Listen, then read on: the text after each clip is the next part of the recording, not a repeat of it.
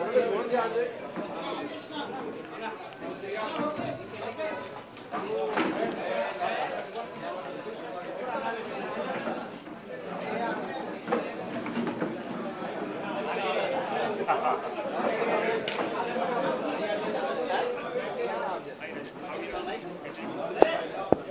Hello, hello. Okay, please settle down. ఇంకేమైనా వచ్చేదిందా అందరికి choice నాకు ఇచ్చిందా?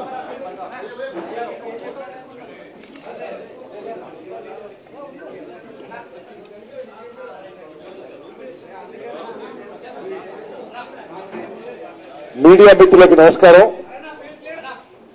మీ అందరికీ ప్రత్యేక ధన్యవాదాలు. కొంత ఆలస్యమైన మీరు స్పెషల్ ఎఫర్ట్ తీసుకుని మా ప్రెస్ మీట్ కూడా కవర్ చేస్తున్నందుకు మనస్ఫూర్తిగా పేరు పేరున మీకు నా ధన్యవాదాలు. కాంగ్రెస్ పార్టీ నుంచి ధన్యవాదాలు. ఈరోజు హైదరాబాద్ సిటీ బయట ప్రగతి నివేదన సభ అని చెప్పి చాలా రోజుల నుంచి చాలా హైప్ క్రియేట్ చేసి అధికారంలో ఉన్న టీఆర్ఎస్ వాళ్ళు రకరకాలుగా స్పెక్యులేషన్ మీడియా లీక్స్ వాళ్ళు ఇవ్వడం జరిగింది. ముందుగా మీ అందరూ చూసినట్టుగా ఈ సభ అట్టర్ ఫ్లాప్ అయింది. కేసీఆర్ స్పీచ్ తుస్సుమన్నది. రకరకాలుగా ఏదేదో మాటలు వాళ్లే లీకులు ఇచ్చి మళ్ళీ ఎవరో రాస్తున్నట్టుగా ఏ విధంగా మీడియా హైప్ క్రియేట్ చేసిండ్రో, ఎంత హైప్ క్రియేట్ చేసిండ్రో మీటింగ్ గాని కేసీఆర్ స్పీచ్ గాని అంత తుస్సుమన్న విషయం యావత్ తెలంగాణ గమనించింది. ముఖ్యమంత్రి ఒక పదమన్నాడు, ప్రపంచం నివ్వరబోయే విధంగా జనం వచ్చిందని. ప్రపంచం నివ్వరబోయే విధంగా మీ అవినీతి గమనించని చెప్పి అందరూ అనుకుంటున్నారు. ఎక్కడ కూడా ప్రపంచంలో ఒక ఎన్నికైన ప్రజాస్వామ్య పద్ధతిలో ఉన్న ప్రభుత్వం ఈ విధమైన వికార వికృత ధన ప్రదర్శన చేయలేదు. మన సొమ్ము మన నుంచి దోచుకొని ఒక బల ప్రదర్శన, ఒక ధన ప్రదర్శన చేసింది. ఏ విధంగా జరిగిందో యావత్ తెలంగాణ సమాజం గమనించాలి. నేను ఇప్పుడు నా కాన్స్టిట్యున్సీ నుంచి వస్తున్నా. రాష్ట్ర వ్యాప్తంగా స్కూలు కాలేజీ బస్సులని బ్రేక్ ఇన్స్పెక్టర్లు, మోటార్ వెహికల్ ఇన్స్పెక్టర్లు బెదిరించి రాష్ట్ర వ్యాప్తంగా విద్యార్థులకు ఫీజు రియంబర్స్మెంట్ ఇవ్వమంటేనో ముఖ్యమంత్రి ఇవ్వడు కానీ ప్రైవేటు స్కూల్స్ కాలేజు బస్సులని బలవంతంగా యాజమాన్యాన్ని బెదిరించి బ్రేక్ ఇన్స్పెక్టర్లని, ఎంబీఏలని ఉపయోగించి చట్ట వ్యతిరేకంగా ఈ సభకు ఉపయోగపడి జరిగింది. అదేవిధంగా ఎవడబ్బసొమ్మని, తెలంగాణ ఎవడ జాగీరని ఆర్టీసీలో సగం బస్సులు, ఆర్టీసీలో ఉన్న సగం బస్సులు వీళ్ళు మొత్తం వాళ్ళ రాజకీయ ప్రయోజనాల కోసం, ఒక రాజకీయ మీటింగ్ కోసం ఉపయోగించుకోవచ్చా? అంటే సామాన్య ప్రజలు, నిరుపేద ప్రజలు ఒక చోటు నుంచి వేరే చోటుకి పోయే అంతా కూడా వాళ్ళకి ఫెసిలిటీస్ ప్రభుత్వం కల్పించదా? వాళ్ళ ఆర్టీసీ బస్సులు లాక్కొని సగం ఆర్టీసీలో ఉన్న బస్సులని ఈ సభకి ఉపయోగించడం కూడా ఇది ప్రజాశ్రేయస్కరమా అని చెప్పి ఒక్కసారి మొత్తం తెలంగాణ సమాజం ఆలోచన చేయాలి. అదేవిధంగా ఈ మధ్య కాలంలో ఎవరిని హోర్డింగ్స్, ఫ్లెక్సింగ్లు పెట్టియమని చెప్పినా ఈ రాష్ట్రంలో దురదృష్టవశాత్తు ఐఏఎస్, ఐపీఎస్ అధికారులు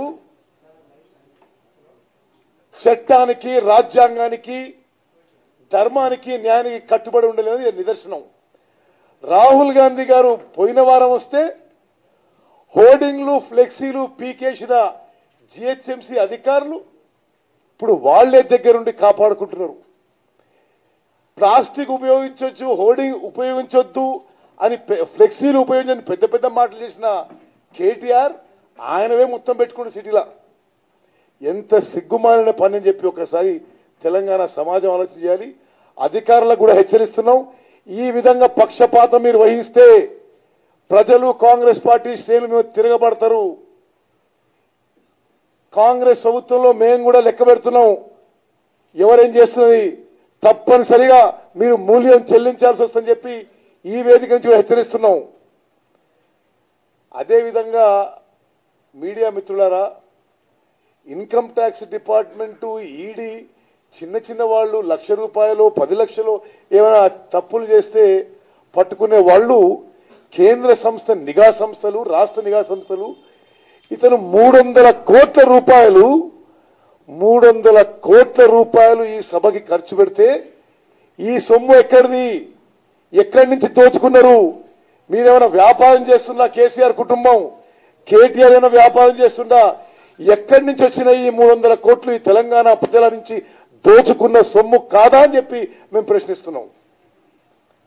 అదేవిధంగా ముందే వీళ్ళు ప్రగతి నివేదన అంటే మేము అన్నాం, ఇది ప్రగతి నివేదన కాదు, ఇది ప్రజల ఆవేదనని.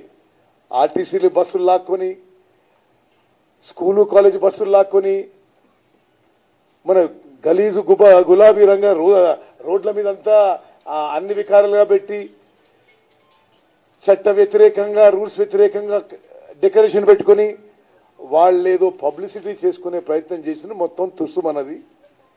ఒకటే అడుగుతుంది, ఇది ప్రగతి నివేదన కానే కాదు, ఇది ప్రజల ఆవేదన సభనే జరిగింది. అసలు కేసీఆర్ నేనే చాలా తెలివికరుడు అనుకుంటాడు. ప్రగతి నివేదన అంటే నువ్వు 2014లో తెలంగాణ ప్రజలకు ఇచ్చిన హామీ మాట ఎక్కడుంది ఇక్కడ? అసలు మాట్లాడిన కొన్ని మాటలు కంప్లీట్ గా అబద్ధాలు. తతిమై యావత్ తెలంగాణ సమాజం, ప్రత్యేకంగా దళితులు, గిరిజనులు, బీసీలు, ముస్లింలు, మహిళా సంఘాలు, విద్యార్థులు, నిరుద్యోగ యువత అడుగుతుంది ఏంటంటే, కేసీఆర్ నువ్వు చెప్పిన మాట ఏంది 2014 వరకు, 2014 ఎన్నికల్లో, ఎన్నికల తర్వాత ఈ రోజు నువ్వు చెప్తున్న మాటలేందే చెప్పి మొత్తం తెలంగాణ సమాజం ఆశ్చర్యపోయే విధంగా ఉంది ఆయన ప్రసంగం. డబుల్ బెడ్రూమ్ ఇల్లు గురించి ప్రస్తావన లేదు. ముస్లింలకి 12% రిజర్వేషన్ గురించి ప్రస్తావన లేదు. గిరిజనులకి 12% రిజర్వేషన్ ప్రస్తావన లేదు. ఇంటికో ఉద్యోగం గురించి ప్రస్తావన లేదు.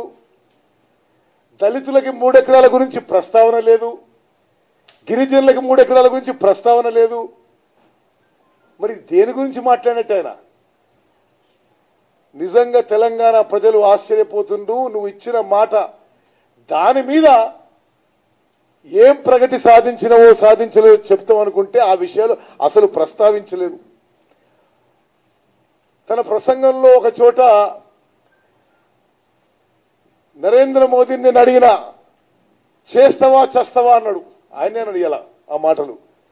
మరి చేస్తావా చస్తావా అని ముస్లింల కోసం 12% రిజర్వేషన్ ఎందుకు అడగలేదు?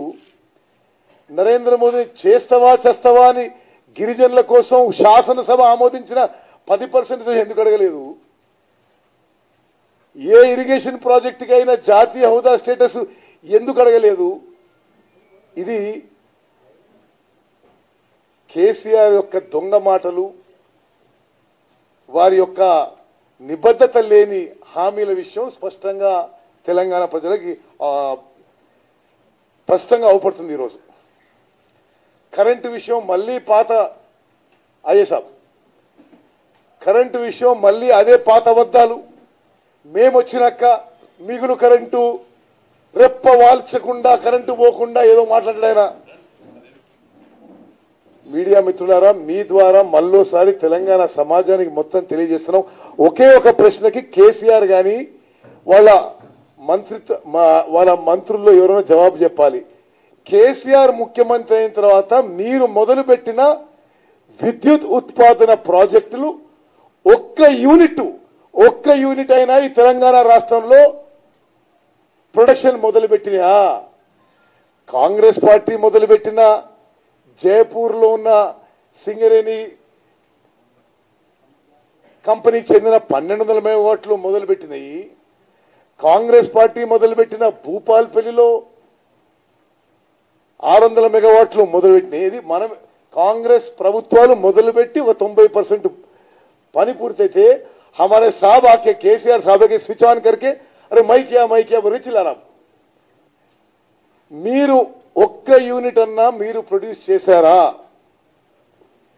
మీరు జైపూర్లో పవర్ ప్లాంట్ కానీ, భూపాల్పల్లి కానీ, మీరు జునాల కానీ ఎక్కడైనా సరే గత కాంగ్రెస్ ప్రభుత్వాలు మొదలుపెట్టిన పవర్ ప్లాంట్ తప్పితే ఈయన ఒక్కటి కూడా చేయలేదు. మిషన్ భగీరథ, మరి మిషన్ భగీరథనో కమిషన్ భగీరథనో కానీ మరి ఈ ప్రభుత్వంలో ఉన్న పెద్ద మనుషులు మిషన్ భగీరథలో 6% కమిషన్కి అలవాటైపోయి అసలు విషయాలు తప్పుదో పట్టించే విధంగా కేసీఆర్ గారు ప్రసంగించారు. శాసనసభలో, దయచేసి మీడియా మిత్రులకి నేను మనవి చేస్తున్న, శాసనసభలో 2014లో 3 ఏళ్లలో తెలంగాణలో ప్రతి ఇంటికి నేను నల్లా ద్వారా నీళ్లు ఇవ్వకుంటే ఓట్లు అడిగే హక్కు లేదు, నేను ఓట్లు అడగను అన్నాడు. మీడియా మిత్రులారా, నేను మీకు మనవి చేస్తున్నా, శాసనసభలో ఆయన ఆన్ రికార్డ్ ప్రకటించిన దినం నుంచి 3 ఏళ్లు దాటిందా లేదా? 2017లోనే అయిపోయింది, అది 2014లో. ఆయన తెలంగాణలో ఈరోజు వాళ్ళు మొదలుపెట్టిన మిషన్ భగీరథలో వాళ్ళు చెప్పిన కాల వ్యయంలో 10% ఇండ్లకు కూడా నీళ్లు రాలేదు. ఇది ఆన్ రికార్డ్ నేను చెప్తున్నా. మిషన్ భగీరథ ద్వారా కేవలం మరి వాళ్ళ లాలూచీపడి మతలబు కోసం చేసుకుని తప్పితే ఆశ్చర్యపోయే విధంగా శాసనసభలో 2014లో అన్నాడు, ఆ రోజు నుంచి 3 ఏళ్లలో తెలంగాణలో ప్రతి ఇంటికి నల్లాతో నీళ్లు ఇవ్వకుంటే నేను ఓట్లు అడగను అన్నాడు. మరి ఈరోజు ఇవ్వలేదు, ఓట్లు అడిగే హక్కు ఉందా అని చెప్పి కాంగ్రెస్ పార్టీ ప్రశ్నిస్తుంది. అదేవిధంగా మాటికి 1 కోటి ఎకరాలు అంటాడు. అరే ఎక్కడుందా మీ 1 కోటి ఎకరాలు? అసలు మీ 1 కోటి ఎకరాల ఆయకట్టు మీరు ఒకసారి స్పష్టంగా ఇవ్వండి అని అడిగితే ఎప్పుడు చెప్పరు. మొన్న ఇరిగేషన్ మీద ప్రెజెంటేషన్ జరిగితే జేఏసీ వాళ్ళు ప్రెజెంటేషన్ చేసి ఏ విధంగా ఈ ప్రభుత్వం తప్పుడు బోగస్ డీటెయిల్ ప్రాజెక్ట్ రిపోర్ట్ తో ముందుకు పోతుందని చూపెడితే ఈ ప్రభుత్వానికి సలహా ఇస్తున్న retired chief engineer Shyam Prasad Reddy గారు అవును అవి బోగస్ డిపిఆర్సే అని కూడా ధృవీకరించడం జరిగింది. బోగస్ డిపిఆర్లు, బోగస్ ఆయకట్లు, మీ జేబులో వచ్చే అమౌంట్ మాత్రం నిజం, మరొకటి అందులో నిజం లేదు. మరి మిత్రులు మీరు చాలాసార్లు అంటారు వీళ్ళు అవినీతి చేసినట్టుగా మీకు ఏం ప్రూఫ్ ఉంది, ఏం ఆధారాలు ఉన్నాయి? ఈ రోజు మిమ్మల్ని అంటున్నాం, ఈ సభకు పెట్టిన 300 కోట్ల రూపాయలు ఇది అవినీతి సొమ్ము కాదా? దయచేసి మీరే ఆలోచన చేసుకోవాలి. మాటికి ధనిక రాష్ట్రం, దేశంలోనే నెంబర్ 1. ఎస్, తెలంగాణ ఈరోజు ధనిక రాష్ట్రం ఉన్నా, ఎకనామిక్ గ్రోత్ లో నెంబర్ 1 ఉన్నా అది గత కాంగ్రెస్ ప్రభుత్వాల వల్ల. అది తెలంగాణ బిల్లులో హైదరాబాద్ రెవెన్యూ తెలంగాణకి రావడం వల్ల. మీరు చేసింది ఏందయ్యా? ఆనాటి నుంచి ఈనాటి వరకు కాంగ్రెస్ ప్రభుత్వాలు, కాంగ్రెస్ పార్టీ చేయడం వల్లనే తెలంగాణ ధనిక రాష్ట్రం. మీరు వచ్చిన తర్వాత జరిగిన నెంబర్ 1 ఏంటంటే రైతుల ఆత్మహత్యలో నెంబర్ 1,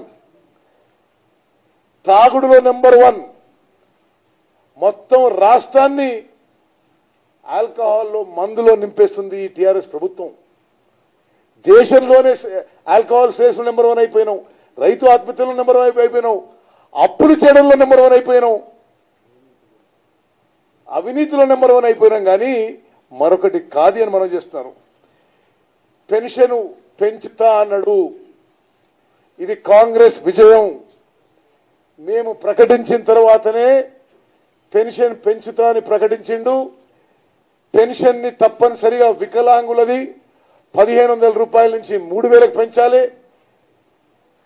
వృద్ధులకి, వితంతువులకి, ఒంటరి మహిళలకి, బీడీ కార్మికులు, చేనేత కార్మికులు, గీత కార్మికుల పెన్షన్ 1000 రూపాయల నుంచి 2000 పెంచాలి.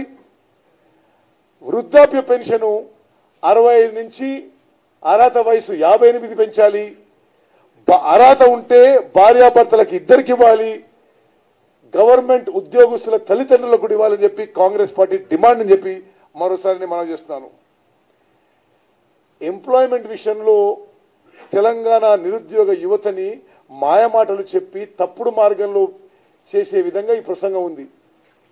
ఏదో నరేంద్ర మోదీ నేను బెదిరించిన, జోనల్లో తెచ్చిన, అరే ఎంత విడ్డూరమైన మాట. తెలంగాణ యువతకి ఏదో న్యాయం చేస్తున్నట్టు ఆయన మాట్లాడుతున్నాయన. ఏ జోన్కి ఆ జోన్కి 95%, ఆ 5% కూడా ఇతర తెలంగాణ యువకులే కదా, అంతే కదా. అదే కొత్తగానా? మీరేమైనా 95% తెలంగాణ యువతకి ప్రైవేట్ సెక్టర్లో సాధించిండ్రా? జోనల్ వ్యవస్థ ఎప్పుడైనా ఉంది, ఇప్పుడు దానికి కొంచెం పర్సంటేజ్ మార్పించిండ్రు. ఒకటే అడుగుతున్నాం కేసీఆర్ గారు, మీరు ముఖ్యమంత్రి అయిన రోజు 2 జూన్ 2014, 2 జూన్ 2014 నుంచి ఈరోజు 2 సెప్టెంబర్ 2018, ఆ రోజున్న గవర్నమెంట్ లో ఉన్న ఖాళీలు కూడా నింపని నువ్వు ఉద్యోగాల గురించి మాట్లాడతావా?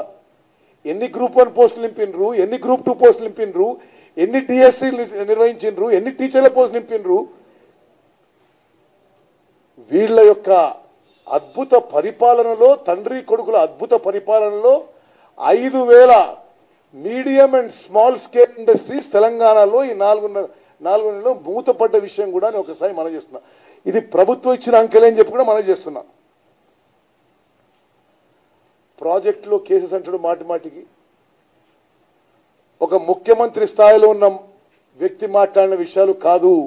మీరు బలవంతంగా దళితులు, గిరిజనులు, చిన్న సన్నకారు రైతుల నుంచి బలవంతంగా పోలీస్ జులుంతో ఒక పోలీస్ రాజ్యం నడిపి వాళ్ళ పొలాలు మీరు బలవంతంగా లాక్కుంటే, చట్ట వ్యతిరేకంగా లాక్కుంటే అతను కోర్టుకు పోయి ఉండొచ్చు. ఎందుకంటే నువ్వు న్యాయం చేస్తలేవు. దానికి కూడా ఏదో పిచ్చి పిచ్చి మాటలు. కోర్టుకు పోవడం కూడా, కోర్టులు ఏమైనా నిషేధిత సంస్థలా? కోర్టుకు పోవడం కూడా ఏమైనా నేరమా? మీరు చేస్తుంది నేరం. మీరు చట్ట వ్యతిరేకంగా బలవంతంగా చిన్న సన్నకారు రైతులు, దళితులు, గిరిజనుల భూములు లాక్కుంటే వాళ్ళు కోర్టుకు పోతుంటే అది తప్పైనట్టుగా మాట్లాడడం ఒక ముఖ్యమంత్రికి తగదు అని చెప్పి నేను మనం చేస్తున్నాను. మైనారిటీస్ వెల్ఫేర్ గురించి పెద్ద పెద్ద మాటలు చెప్పిండు, అసలు విషయం మాట్లాడలేదు. केसीआर साहब 4.5 साल हो गए साहब, आपने शाद नगर में 19 अप्रैल 2014 पे आपने बताया था कि 4 महीने के अंदर मुसलमान बच्चों को 12% रिजर्वेशन लागू करेंगे. आपने असेंबली में बोला था कि नरेंद्र मोदी साहब ने एक्सेप्ट किया था, अगर वो नहीं करेंगे तो दिल्ली में धरना दूंगा, सुप्रीम कोर्ट जाऊंगा, दिल्लीలో భూకంపం సృష్టిస్తాడు. अब मैंने तो कोई अर्थक्वेक देखा नहीं साहब. 12% मुस्लिम रिजर्वेशन के लिए मैंने तो कोई अर्थक्वेक देखा नहीं. आप लोग शायद इसके बारे में सोचनी चाहिए. అదే విధంగా ఢిల్లీలో చెంచాగిరి అంటాడు, గులాములు అంటాడు. అసలు నరేంద్ర మోదీ చెంచా నువ్వు. ఈ రాష్ట్ర ప్రయోజనాలు తాకట్టు పెట్టింది నువ్వు. తెలంగాణ బిల్లులో ఉన్న rail Kazipet rail coach factory తీసుకురాలేదు, బయ్యారం స్టీల్ ఫ్యాక్టరీ తీసుకురాలేదు, ట్రైబల్ యూనివర్సిటీ తీసుకురాలేదు. ఉన్న ఐటీఆర్ పోయింది. ఢిల్లీకి చెంచాగిరి కొట్టేది, నరేంద్ర మోదీకి ఏజెంట్ గా పనిచేది నువ్వా మమ్మల్ని అనేది. మిత్రులారా, స్పష్టంగా ఈరోజు కేసీఆర్ మాటల్లో వారు పూర్తిగా విఫలమైన, తెలంగాణ సమాజానికి న్యాయం చేయలేరనే విషయం, చేయలేరు అనే విషయం స్పష్టమవుతుంది. ఇప్పటి నుంచి కాంగ్రెస్ పార్టీ కేసీఆర్ హఠావ్ తెలంగాణ బచావ్ అనే నినాదం ముందుకు పోతామని చెప్పే విషయం నేను మనం చేస్తున్నా. స్పష్టంగా 2 జూన్ 2014లో మీరు ముఖ్యమంత్రి అయినరు. 2 సెప్టెంబర్ 2018 వరకు కూడా ఒక నిర్దిష్టమైన మీరు తెలంగాణకి చేసిన విషయాలు ఏమీ లేవు కాబట్టి మీరు చెప్పలేకపోయినరు. మీ సభ ఫ్లాప్ అయింది, మీ స్పీచ్ తుస్సుమంది. ఇప్పటి నుంచి కాంగ్రెస్ పార్టీ ముందుకు పోయే నినాదం కేసీఆర్ హఠావ్ తెలంగాణ బచావ్.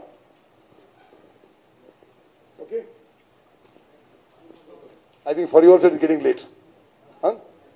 Thank you.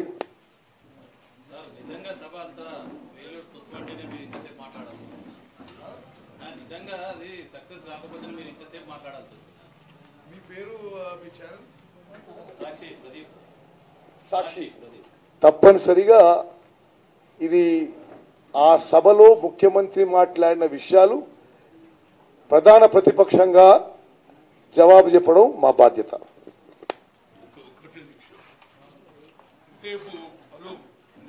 ఎందుకంటే ప్రతి పండుగకు ఎక్సైజ్ డిపార్ట్మెంట్ దసరా వచ్చినా మాంకాళి ఫెస్టివల్ వచ్చినా ఎంత సేల్ అయిందని చెప్తారు. ఈ 31 నుంచి 3 తేదీ వరకు విస్కీ ఎంత విక్రయమైంది అనేది రేపు నేను రైట్ టు ఇన్ఫర్మేషన్ యాక్ట్ ఇస్తాను. ఇక ఫోటో చూడండి ఎట్లా తాగుతున్నారు, ఎట్లా మేకలు కోసుకుంటున్నారు. ఇంతకంటే నిదర్శనం ఏది? ఇది మా అధ్యక్షులు గారు చెప్పారు కదా, ఇది బహిరంగ సభ కాదండి, టిఆర్ఎస్ పిక్నిక్ సభ. ఓకే,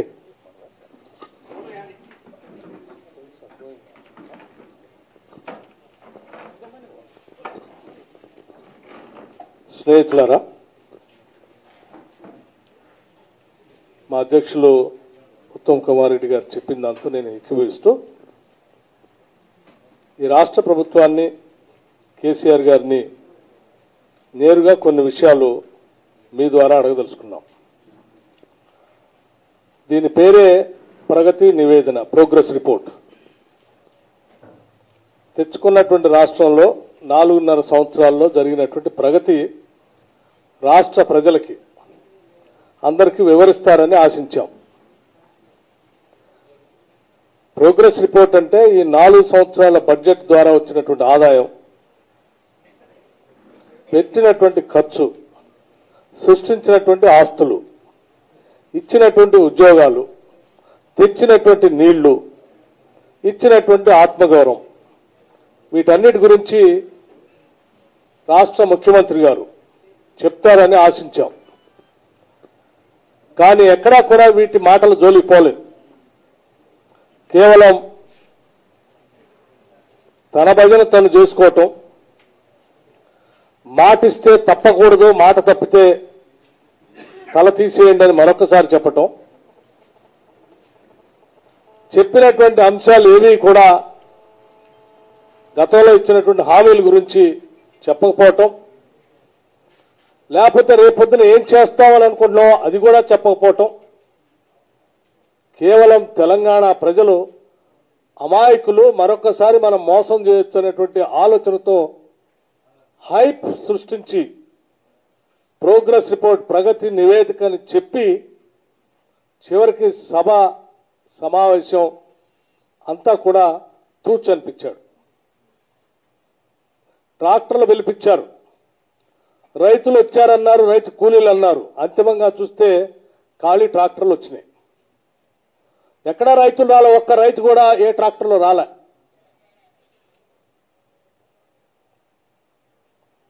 వందల కోట్ల రూపాయలు ప్రజాధనం దుర్వినియోగం చేశారు. రాష్ట్ర ప్రభుత్వ అధికారుల్ని విచ్చలవిడిగా వాడారు ఈ సభలకి. అంతిమంగా ప్రజాస్వామ్యాన్ని అపహాస్యం చేసినటువంటి సభగా మారింది తప్ప ఇది ఎక్కడా ప్రగతి నివేదికలాగా లేదని చెప్పడానికి మాకు ఎటువంటి సందేహం లేదు. అంతిమంగా మేము చాలా నిన్నటి నుంచి చూస్తూ ఉన్నాం, సోషల్ మీడియాలో బాగా సర్క్యులేషన్ అవుతా ఉన్నాయి. ముక్కా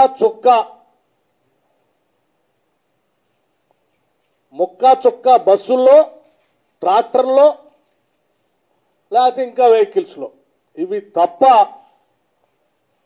ఏమి కనపడలేదు. బంగారు తెలంగాణ అంటే ఈ రకంగా తెలంగాణ సృష్టించి ఏదో చేశామని చెప్పేటువంటి ఈ ప్రయత్నాన్ని తెలంగాణ ప్రజలే కాదు, యావత్ భారతదేశం, ప్రపంచ దేశంలో ఉన్నటువంటి తెలంగాణ వాదులు అందరూ చూశారు. తప్పనిసరిగా ఈ ముఖ్యమంత్రికి, ఈ టీఆర్ఎస్ పార్టీకి తగిన రీతిలో ఇక్కడ ఏం ప్రోగ్రెస్ లేదు కాబట్టి, ఏం ప్రోగ్రెస్ రిపోర్ట్ ఇవ్వలేకపోయాడు కాబట్టి ఇతను మొత్తం ఈ ప్రోగ్రెస్ రిపోర్ట్ లో మొత్తం పెద్ద గుండు సున్నా వచ్చింది తప్ప ఏం మార్కులు లేవు ఇందులో. Thank you.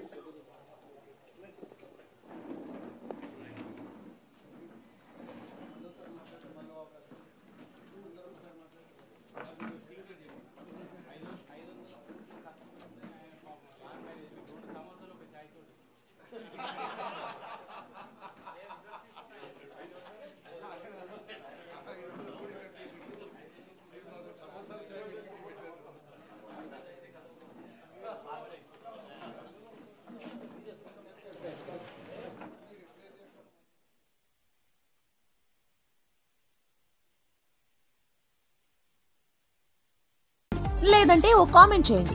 ఎప్పటికప్పుడు మా వీడియోస్ చూడాలంటే సబ్స్క్రైబ్ చేసుకోండి.